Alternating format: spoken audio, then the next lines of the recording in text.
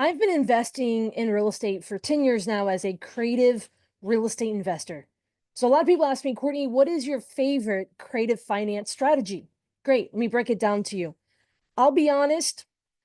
My original thought here is it's whatever gets the deal done because I appreciate a deal getting done more than really almost, emphasizing my preferences, if that makes sense.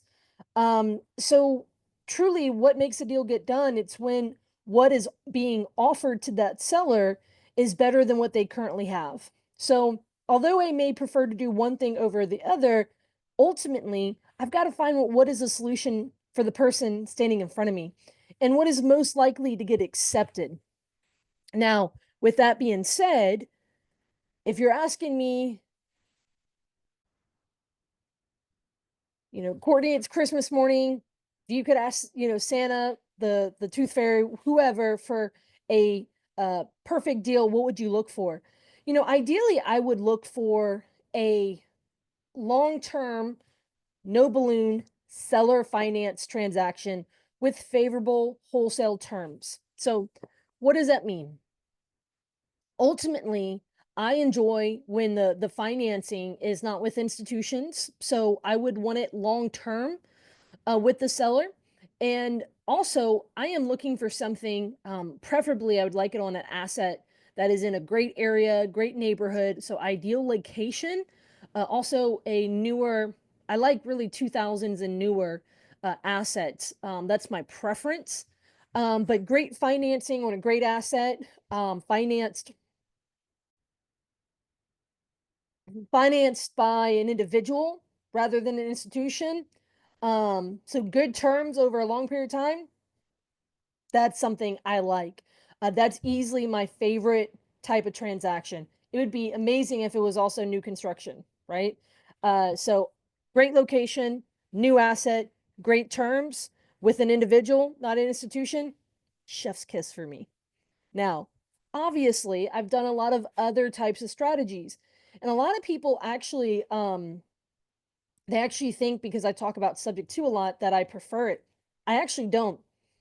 Yes, it makes sense right now with all those 2, 3, 4% interest rate loans that are out there, and I come across that more than the seller finance deals. Although I still do seller finance deals frequently, I just don't do them as frequently as subject to deals.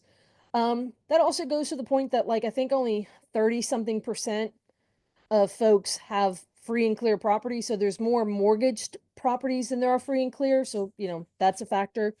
But that's what I prefer. A subject to deal has a lot of moving parts and a lot of headaches. I don't love it. I sleep better with seller finance. If you gave me an entire portfolio full of seller financing deals, especially if they're good fixed terms over a long period of time, I would love that. I would sleep like a baby. If you gave me an entire portfolio full of subject to, with subject to debt, I would struggle to sleep at night and I would be making plans towards, paying down that debt, refinancing them, selling some to pay off some. That is not something that I would sleep well at night having it for a long period of time because of the inherent risk. And so those are all,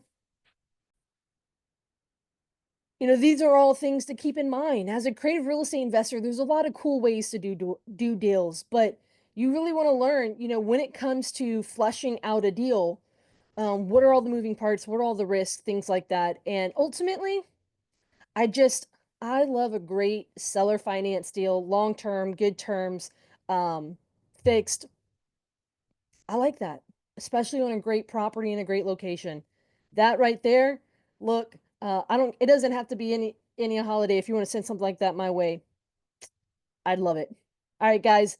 Look, this is one video a day for the first 100 days of 2025. Another video, another day, knocking them out.